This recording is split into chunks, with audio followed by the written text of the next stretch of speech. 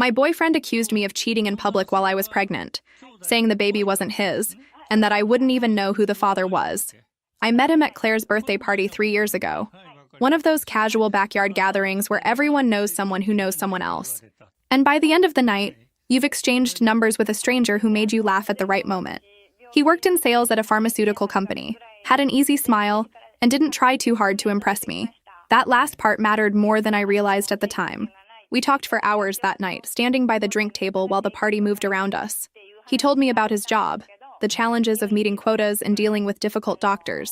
I told him about my work at the insurance company, the endless paperwork and occasional client meltdown. Normal stuff, regular people stuff. Our first date was coffee on a Saturday afternoon, which turned into dinner, which turned into walking around downtown until the streetlights came on. He was attentive without being clingy, funny without trying too hard. And when he kissed me goodnight, it felt natural, easy, like we'd been doing this for years instead of hours. We fell into a rhythm quickly after that. Dinners on weeknights when we both got out of work at reasonable times, weekend trips to the farmer's market, movie nights where we'd argue good-naturedly about whether the ending was satisfying or a cop-out. It felt healthy, stable, the kind of relationship where you can be yourself without performing. We dated for a year and a half before deciding to move in together. Nothing fancy, just a 2-bedroom apartment in a quiet neighborhood where the rent was $1,200 a month split down the middle. I worked as an administrative coordinator at an insurance company. He had his steady job, and we both thought we were being smart and practical about our future. The kind of future people talk about in whispers at first, testing the waters. Marriage came up in conversations over takeout dinners. Kids were a maybe someday topic that felt distant and abstract. We'd lie in bed on Sunday mornings and talk about what our lives might look like in 5 years, 10 years. A house, maybe. A dog. Possibly children if the timing worked out. All theoretical, all comfortable in its distance from reality. Meeting his family happened 4 months into our relationship. His mother opened the door with a smile that didn't reach her eyes. And I remember thinking it was just nervousness. First impressions and all that. But the coldness never really thawed. She'd ask questions that felt like interrogations disguised as small talk. Where was I from originally? What did my parents do for work? How many serious relationships had I been in before her son? What were my plans for the next 5 years? Each question felt weighted, like she was checking boxes on some invisible list I couldn't see. His father was quieter, almost apologetic in the way he'd steer conversations away from uncomfortable territories. He'd interrupt with offers of more coffee or suggestions to look at the garden, anything to break the tension his wife created. His sister seemed to take cues from their mother, watching me with the same evaluative stare, occasionally jumping in with her own probing questions about my education, my career trajectory, my family's financial situation. I tried to win them over at first, brought homemade desserts to family dinners, complimented his mother's cooking, asked interested questions about family history and traditions. None of it worked. If anything, my efforts seemed to make her more suspicious, like kindness itself was evidence of manipulation. His father would sometimes pull me aside and apologize for his wife's coldness, saying she was protective of their son, that she'd warm up eventually. I wanted to believe him. Spent months believing him, actually, thinking I just needed to be patient and consistent, and eventually she'd see I wasn't a threat. I got pregnant 6 months after we moved in together.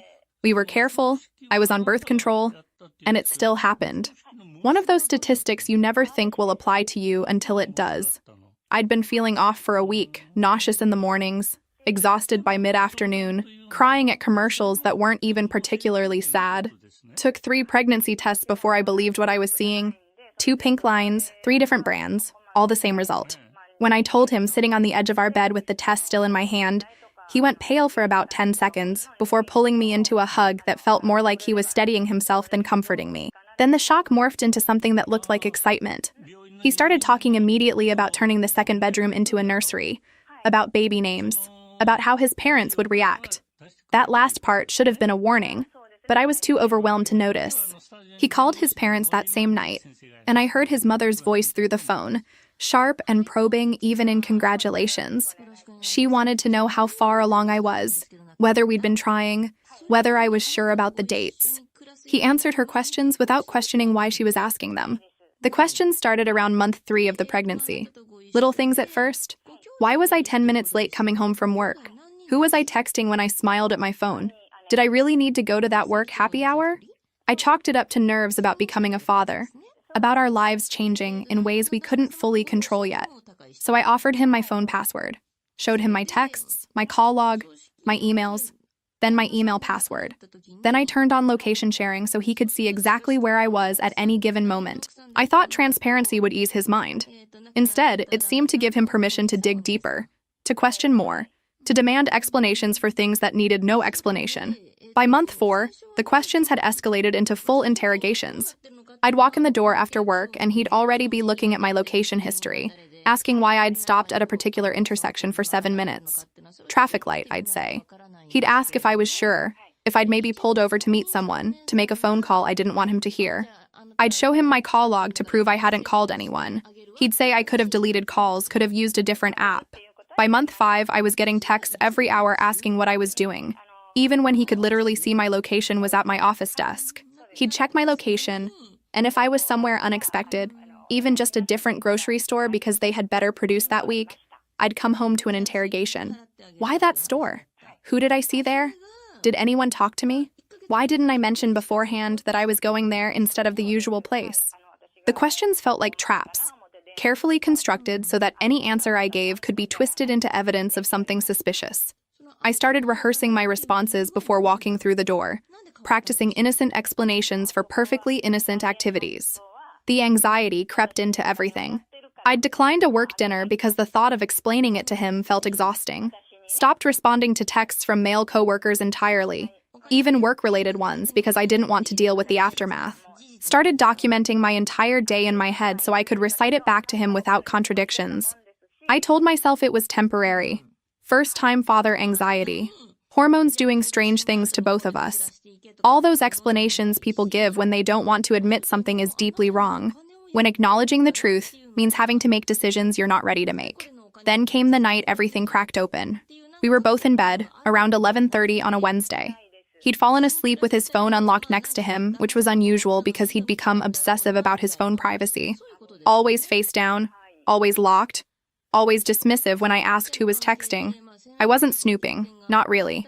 I reached over to move it to his nightstand so it wouldn't fall between the bed and the wall, and saw a notification from a group chat. Just a preview of text that said something about the situation and what we talked about. My stomach dropped before my brain fully processed why. Something in the phrasing, in the secretive tone, told me I needed to see more. I opened the messages. There were 8 men in that group chat. His closest friends, guys I'd met at barbecues and game nights, men who'd shaken my hand and smiled at me while their girlfriends made small talk about baby registry items. The conversation was weeks deep, dating back to early in my pregnancy, and it was all about me, about whether I'd cheated, about whether the baby was really his, about how women these days couldn't be trusted. They'd created a poll, an actual online poll with my name at the top, speculating about who I might have slept with. They'd listed 3 of my male coworkers by name, guys I'd mentioned in passing when talking about my workday, added percentages to each name like they were betting odds, made jokes about DNA tests and dodging bullets and getting trapped.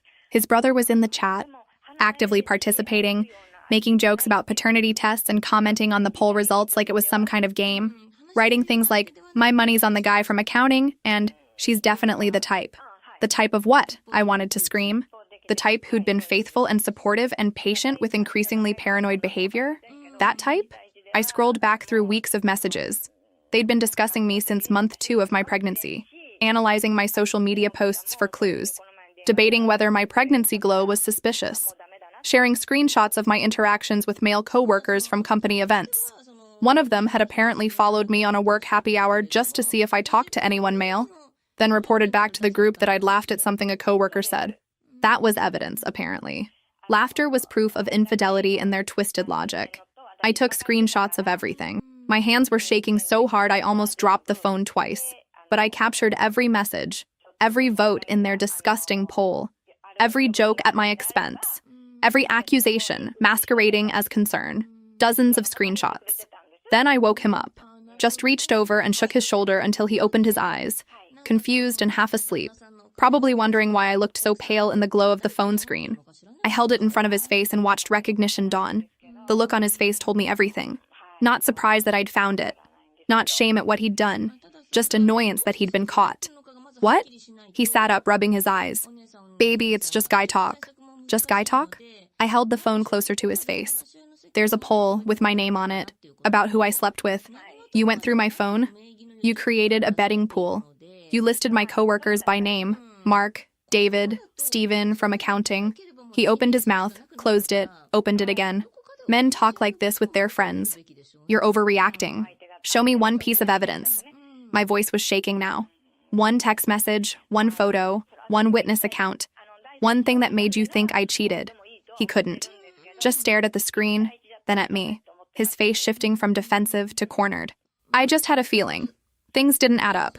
What things? You smiled at your phone. You were late from work.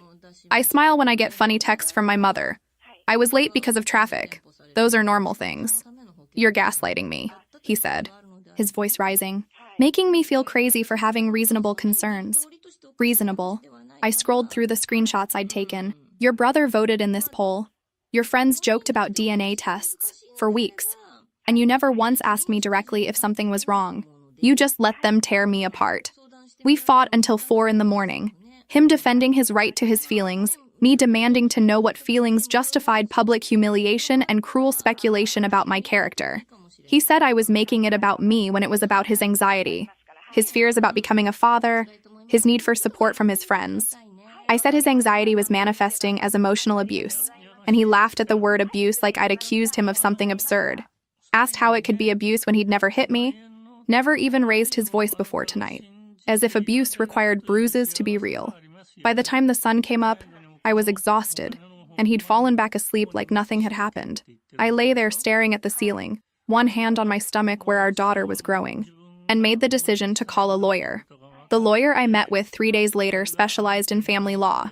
I'd found her through a referral from a coworker who'd been through a nasty divorce.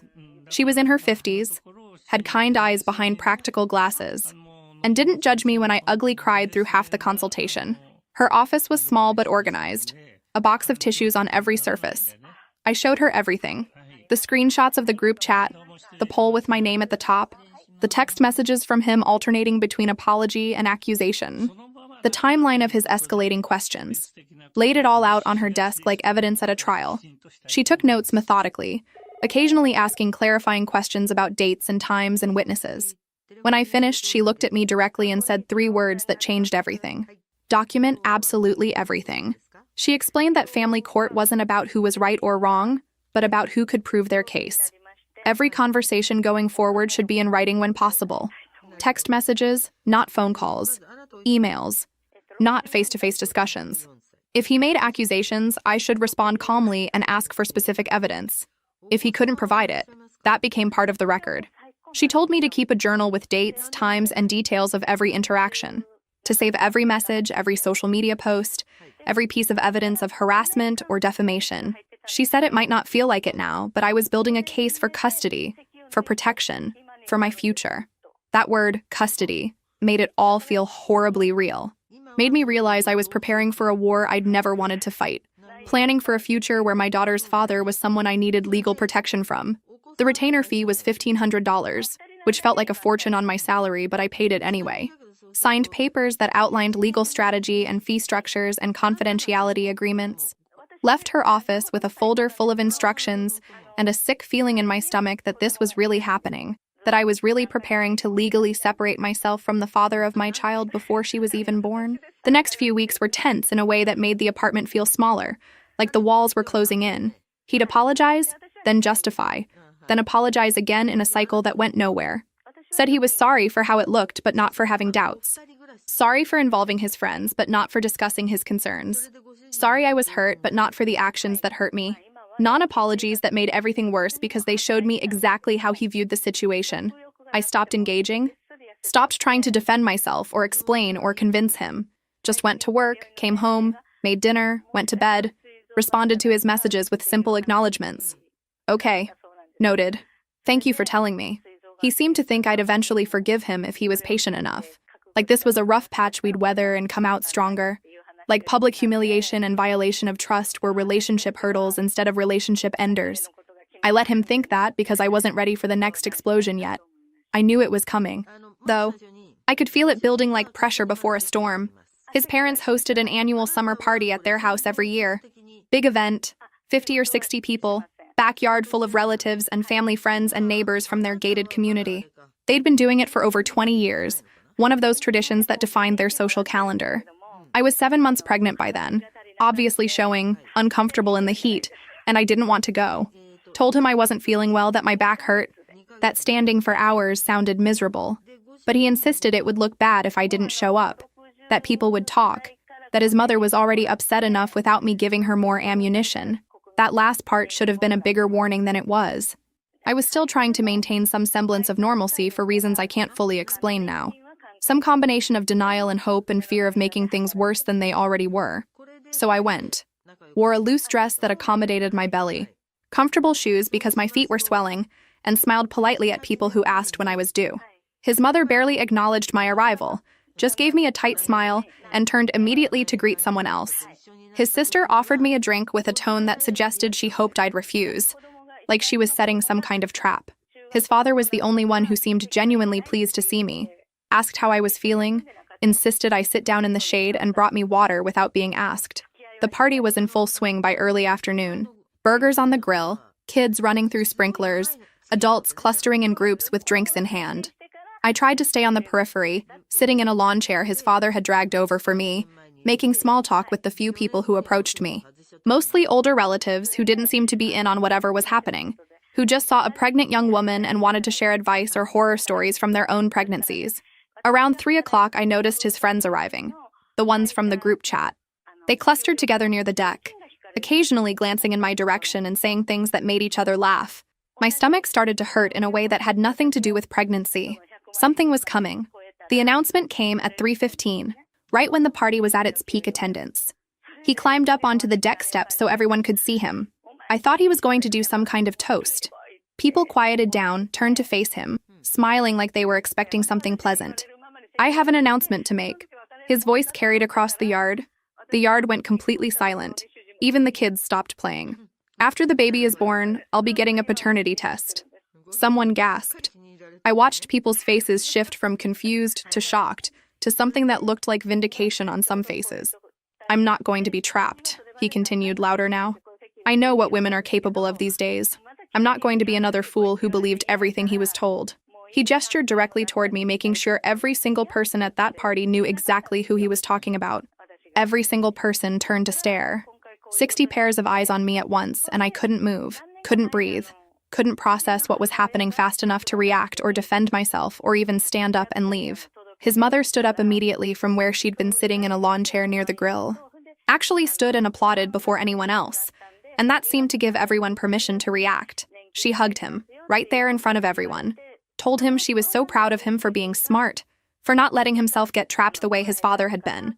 That last part felt like she'd been saving it, rehearsing it, waiting for exactly this moment to say it. Several people actually clapped. Mostly his friends, but also some of the older relatives who seemed to think this was some kind of brave declaration instead of public humiliation. I could hear them muttering to each other, saying things like, "Good for him," and "About time someone had the courage," and "You can't be too careful these days." His sister had her phone out before he'd even finished speaking, recording the whole thing from multiple angles like she was documenting history.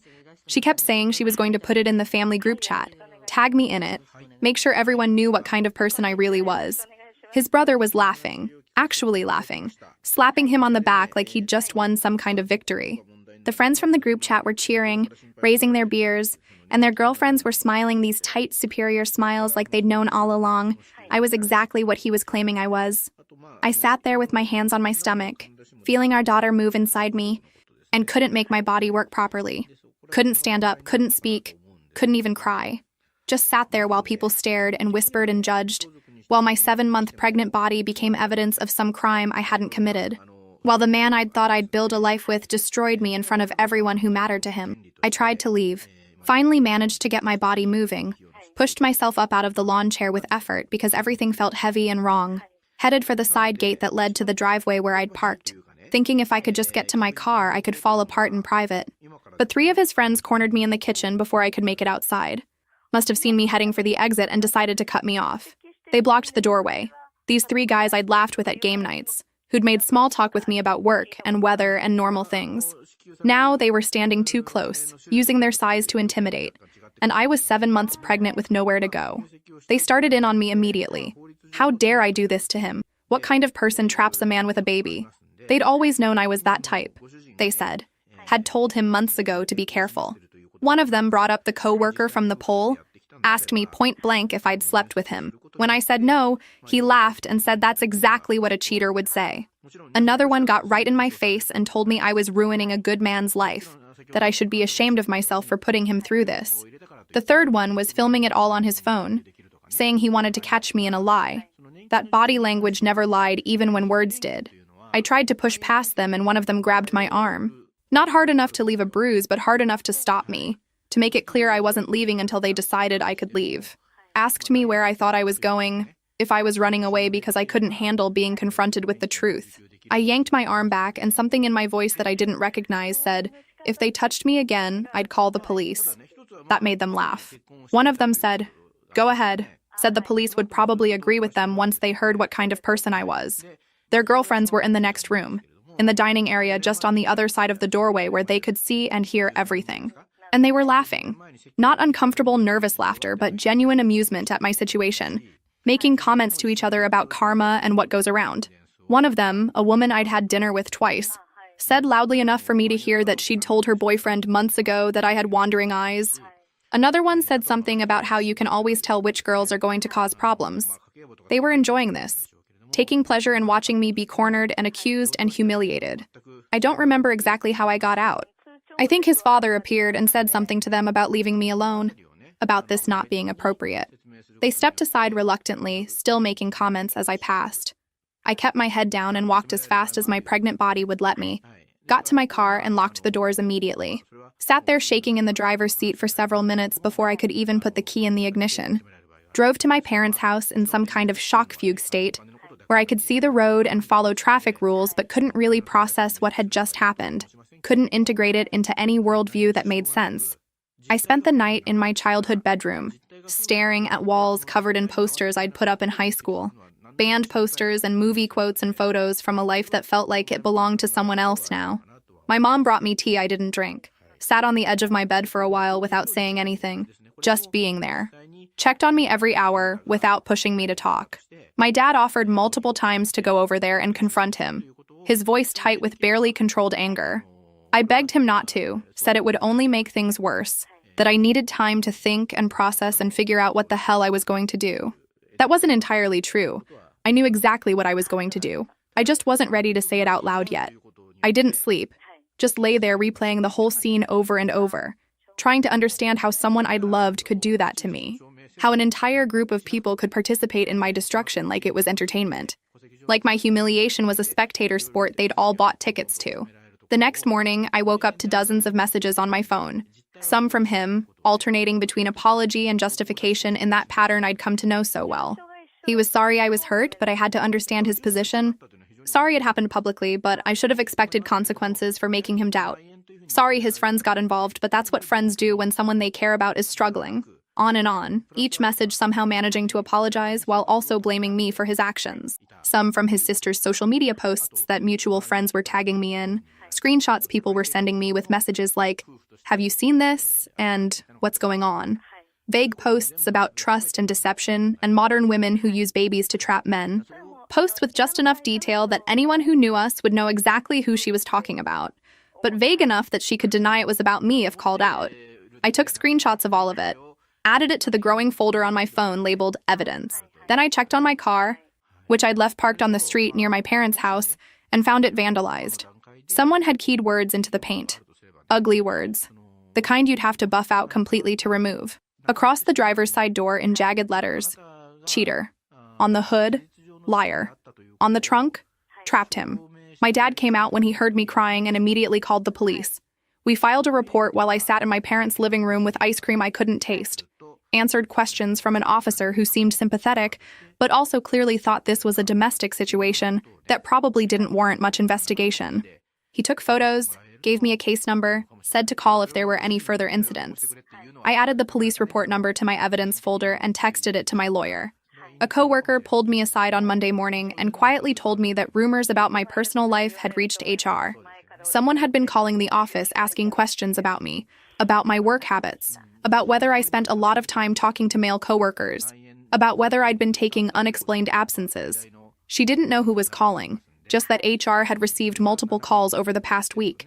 They were starting to wonder if it was harassment, but they needed me to come forward if I wanted them to take action. I thanked her and immediately went to HR myself, explained the situation in the most professional terms I could manage while being 7 months pregnant and on the verge of tears, provided them with the police report number for the vandalism, explained about the public accusations at the party, showed them some of the social media posts his sister had made. I wanted it on record that I was being harassed, that none of this was my doing, that I was the victim here, not the perpetrator. The HR representative was sympathetic, said they'd make notes in my file and would shut down any calls asking about me going forward, but there wasn't much else they could do unless the harassment escalated further. The second meeting with the lawyer was different from the first. I wasn't crying anymore. I was angry. Showed her everything new. The recordings of the party that his sister had posted and then deleted but that I'd saved, the vandalism photos and police report, the evidence of someone calling my workplace to try to damage my reputation, the ongoing stream of social media insinuations. Laid it all out methodically, organized by date and type. The lawyer explained my options in detail this time. Defamation lawsuit based on the public accusations and provably false statements. Restraining order based on the harassment and vandalism. Preparing for what would likely be a contentious custody battle once the baby was born. Each option came with costs and timelines and potential outcomes. I told her I wanted to fight back. Not just defend myself and wait for things to blow over, but actively fight back against every person who'd participated in destroying my reputation. She seemed pleased by that. Said offensive legal strategy was her specialty and she'd represent me well. She gave me homework. Compile a list of everyone who'd been at the party. Everyone who'd participated in the group chat. Everyone who'd made posts or comments. We'd be sending formal cease and desist letters to start, then escalating from there if necessary. I sent him one message after that meeting. Simple and clear, carefully worded with my lawyer's input. He had 1 week to issue a public retraction of his accusations, equivalent in scope to the humiliation he'd caused me at that party, or I'd be filing a lawsuit for defamation and intentional infliction of emotional distress. 1 week. The message was deliberately formal, deliberately cold, deliberately final in tone. He called me immediately, 15 times in a row until I blocked his number. Then he started texting from different numbers. Said I was being dramatic, said I couldn't sue him for having doubts, said his mother had a lawyer too and they'd fight me if I tried. I didn't respond to any of it. Just screenshot everything and sent it to my lawyer. She sent him a formal letter the next day outlining exactly what we could sue him for, with legal precedents and case numbers. That shut him up for about 48 hours. 2 days before the scheduled meeting, his mother's lawyer contacted mine. They were threatening a countersuit for harassment and defamation, claimed I'd coerced his father's testimony that I'd fabricated evidence, that I was the one who'd vandalized my own car for sympathy. My lawyer called me at work to explain. We could proceed, but his mother had hired an expensive firm known for aggressive tactics. This would get uglier before it got better. They'd drag it out, try to bury me in legal fees and depositions and motions. So what do we do? I asked, my hand instinctively going to my stomach.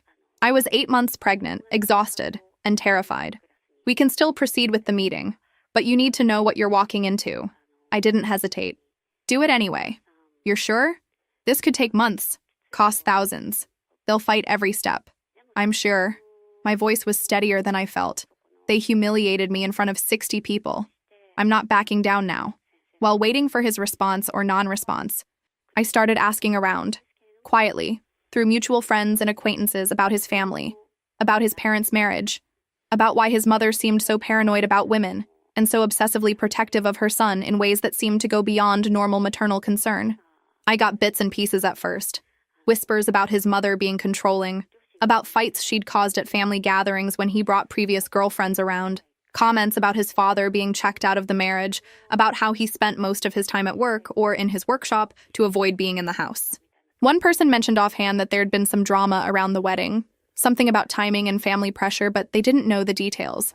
Then I got a direct message from someone I barely knew, a distant relative of his father's who I'd met maybe twice. He said he'd heard through the family grapevine that I was asking questions and he had information I might want. Information about the real story of his parents' marriage. We met at a coffee shop across town on a Wednesday afternoon, one of those generic chain places where nobody looks twice at strangers having intense conversations in corner booths.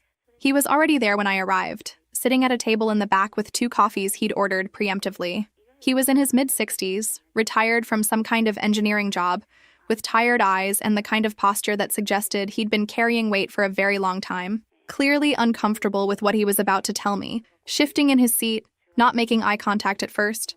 He confirmed he was the father of the man I'd been living with, though he said it in a way that sounded more like an admission of guilt than a statement of fact, like he was confessing to a crime instead of claiming a relationship. Then he took a long breath and told me everything. His wife had gotten pregnant on purpose 32 years ago. They'd been dating casually for about 4 months, nothing serious. No talk of future or commitment or even exclusivity, really. Just 2 people in their late 20s seeing each other when it was convenient. Then she suddenly announced she was pregnant and everything changed overnight. He'd married her because that's what you did back then, what his own parents expected, what everyone in his social circle would have judged him for not doing.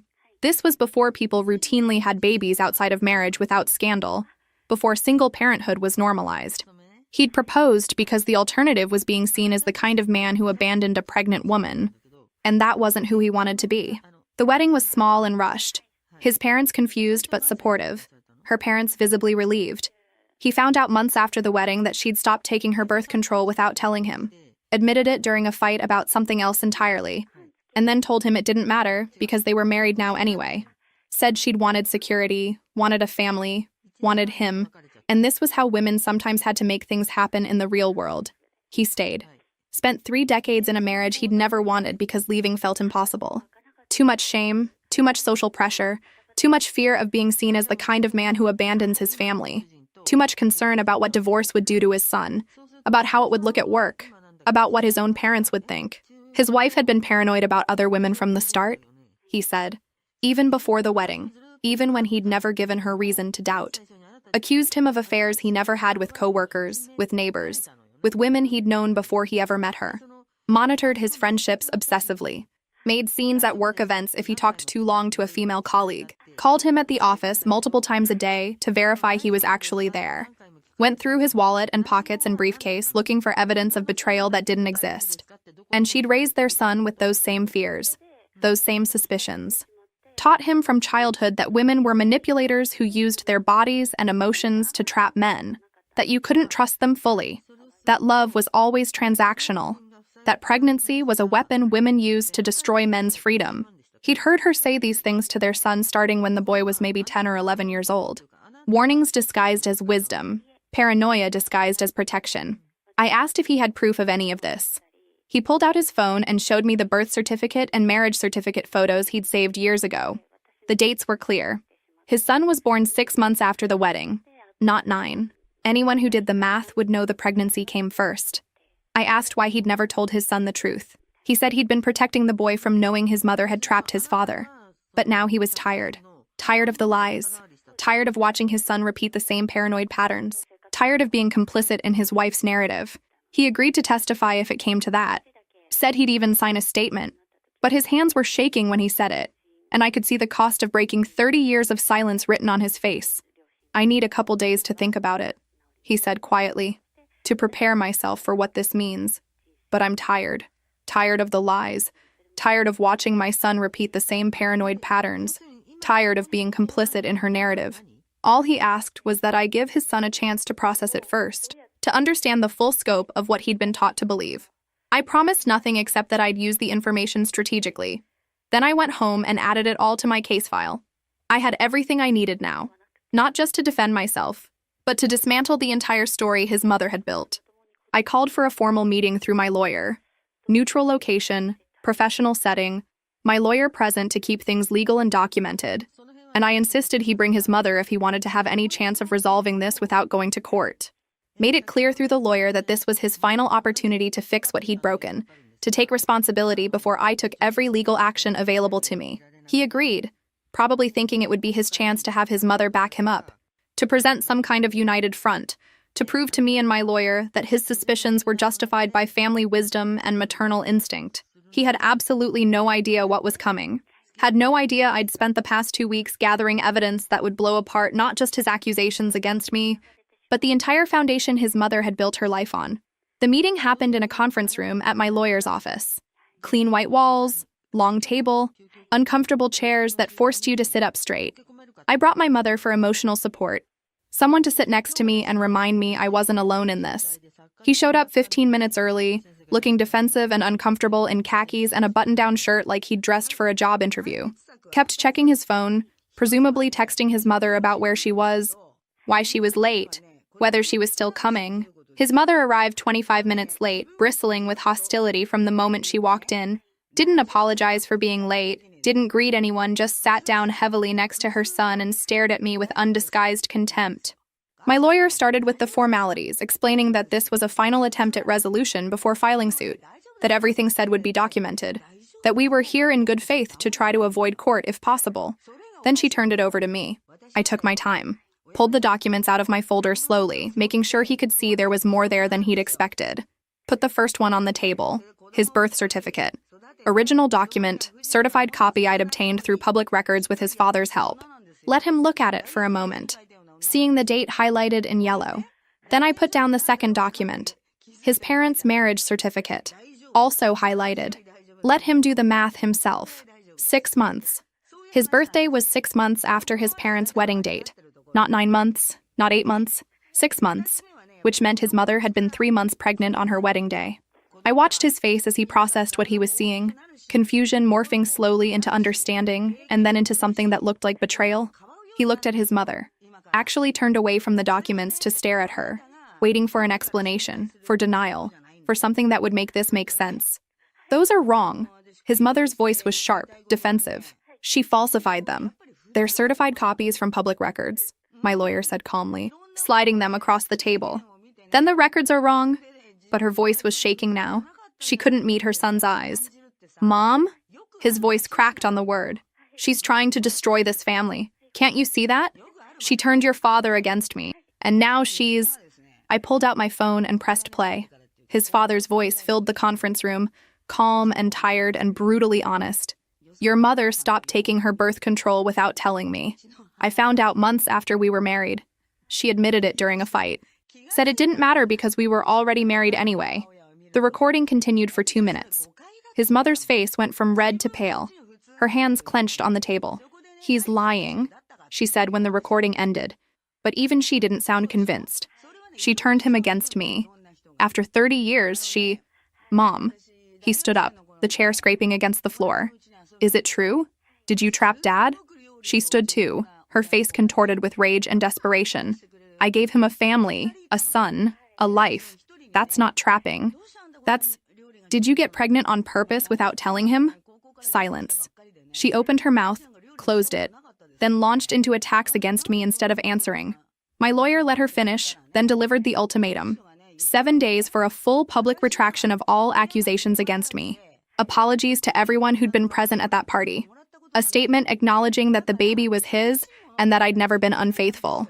Or we'd file suit for defamation and intentional infliction of emotional distress, and all of this would become public record, including the family secrets. His mother tried to make him choose. Right there in the office, demanded he tell me to leave, to stand by his family, to remember who'd raised him. He just sat there staring at the table. Didn't say a word. They left separately.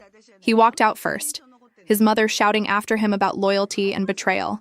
I stayed in the office for another hour, signing paperwork, preparing for the next phase.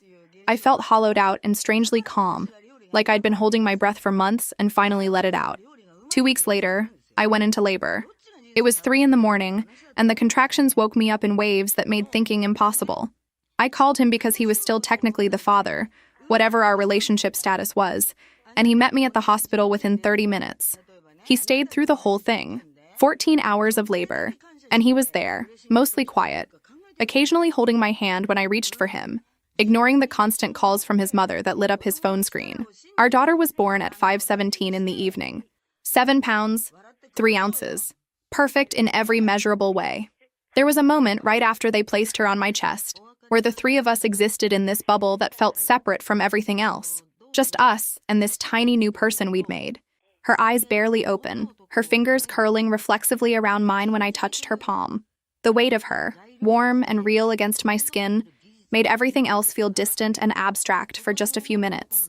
It didn't fix anything between us, didn't erase the betrayal or the public humiliation or the months of paranoid accusations, but it was something, a pause, a moment where we could both just be parents instead of adversaries, where we could marvel at what we'd created together even as everything else between us was broken beyond repair.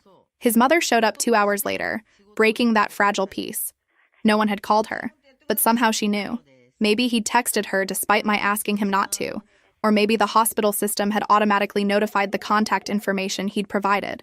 Hospital staff tried to stop her at the nurses' station, but she pushed past them with the kind of determination that comes from believing you have every right to be somewhere, regardless of what anyone else wants. She came into my room without knocking, without asking permission, and tried to take the baby out of my arms before I'd even fully registered she was there. Just reached for her like she had the right. I pulled back, told her to leave, and she refused. Started lecturing me about how I'd poisoned her son against her, about how she deserved to meet her grandchild, about how this baby was family whether I liked it or not. I pressed the call button for the nurse and told them I wanted her removed from the room. She made a scene, loud enough that hospital security got involved. He had to choose, right there in the hallway outside my recovery room, between defending his mother or having access to his daughter. He chose us, told his mother she needed to leave, that she could meet the baby when things calmed down, but not like this. She called him ungrateful, said he was throwing away his family for a woman who'd trapped him. Then she left, threatening consequences he'd regret. The next day, I got served with papers for a restraining order I'd filed preemptively. Not permanent, just temporary, but enough to keep her away from me and the baby without supervised visits. His mother sent him a text that same day saying she was removing him from her will, cutting him off financially, making sure he understood the price of betraying family. He showed me the message with a look on his face I couldn't quite read. Part grief, part relief, like he'd been waiting for this his whole life. The paternity test results came back when our daughter was 3 weeks old. 99.97% probability that he was the father. I'd never doubted it, but having the official document felt important. I didn't just send it to him, though. I called every single person who'd been at that party, organized a meeting, and made it clear that if they didn't show up, I'd be filing individual lawsuits against anyone who'd participated in the public humiliation. 20 people came. Not everyone from the party. Far from it. Some sent lawyers instead of showing up themselves. Others ignored the summons entirely, which my lawyer noted for the lawsuits we'd file later. But the ones who'd been most vocal, most cruel, they showed up because they understood the legal threat was real. His friends who'd made the poll and participated in weeks of speculation about my sex life were there, looking uncomfortable in ways that suggested they knew exactly why they'd been summoned. The relatives who'd applauded his announcement like he was some kind of hero sat in the middle rows, whispering to each other. The people who'd shared his sister's social media posts or added their own commentary calling me manipulative and dishonest were scattered throughout the room. I stood in front of them in that community center meeting room with my lawyer beside me in her professional suit and my daughter in a carrier strapped to my chest. This tiny, warm weight against my body reminding me exactly what I was fighting for. Set up a projector screen because I wanted everyone to see clearly, wanted no excuse that they couldn't read the fine print or didn't understand the science. Showed them the paternity test results on a projection screen large enough that even people in the back row could read every word. Every number, every certification stamp that proved beyond any doubt that this baby was his. Let them sit with that for a moment. Let them absorb what it meant about everything they'd said and done, every assumption they'd made, every cruel comment they'd contributed to. Then I gave them a choice, clear and simple and non-negotiable. Public apologies on the same social media platforms where they'd participated in slandering me, or I'd file suit against each of them individually. The defamation was documented with screenshots and recordings I'd been collecting methodically for months.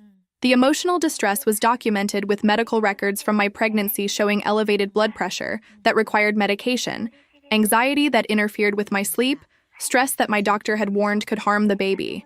The harassment was documented with police reports and witness statements and a paper trail that would make any lawyer salivate. I'd spent 3 months building an airtight case against every single person in that room, and my lawyer stood there with a stack of draft complaints ready to file if anyone refused, each one personalized with their specific actions and words. Some of them apologized immediately, red-faced and stammering, clearly understanding for the first time the magnitude of what they'd done. One of his friends from the group chat stood up and said he was sorry, that he'd gotten caught up in supporting his friend without thinking about the harm, that he'd been wrong. Another one admitted he'd participated in the poll and felt sick about it now. But others sat in silence, unwilling to admit fault, but also unable to defend themselves. A few left without saying anything at all, and my lawyer noted their names for follow-up legal action. One woman tried to argue that they'd been manipulated too, that they'd believed what they were told, but went quiet when I asked why they hadn't demanded evidence before destroying someone's reputation. Not one of them could answer that, because there had never been any evidence. Just a paranoid man influenced by a manipulative mother, and a crowd of people willing to believe the worst without asking a single question, without demanding proof, without considering for even a moment that maybe they were participating in destroying an innocent person. His mother showed up halfway through. I hadn't thought she would, but there she was, standing in the back of the room. When it was her turn to respond, she refused to acknowledge the paternity results. Said labs could be bribed, said I'd probably slept with someone who looked like her son. It was so absurd that people actually looked uncomfortable. Then I pulled out the final card. I projected the birth certificate and marriage certificate again, told everyone in the room the real story of his parents' marriage, how his mother had trapped his father with a pregnancy, then spent 3 decades projecting her guilt onto every woman in their son's life. His father stood up from where he'd been sitting quietly in the 3rd row, confirmed everything, announced in front of all these people that he was filing for divorce. After 32 years, he was done. His sister tried to defend their mother, but I had screenshots of every cruel post she'd made, every comment she'd left, every message she'd sent. Pulled them up one by one on the screen. She left before I finished. His mother followed her. His brother, who'd been so active in that group chat making jokes about me, didn't even show up. Sent a brief text apology through a mutual friend instead, too cowardly to face what he'd participated in.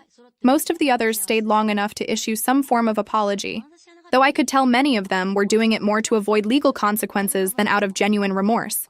He stayed after everyone else left, stood there with his hands in his pockets, looking at the paternity test results still projected on the screen. He apologized. Really apologized. Not the half-hearted justifications he'd been offering for months.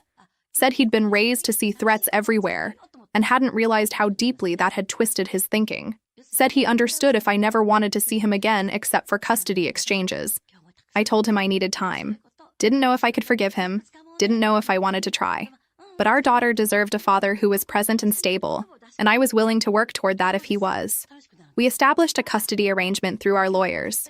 Supervised visits at first, gradually building to overnight stays as he proved himself consistent. Therapy was non-negotiable, both for him individually and for us in parallel co-parenting sessions. 6 months later, things looked different.